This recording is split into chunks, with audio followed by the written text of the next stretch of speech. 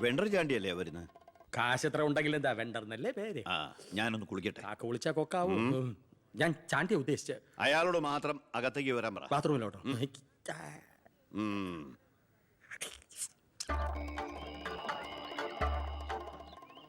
കാർഷിക കടമല്ലേ? അതെ. ജപ്തി ചെയ്യില്ല. ഗഡുക്കളായിട്ട് അടയ്ക്കാനുള്ള വഴിയൊക്കെ ഞാൻ ശരിയാക്കി തരാം. അമ്മ പോക്കോളൂ.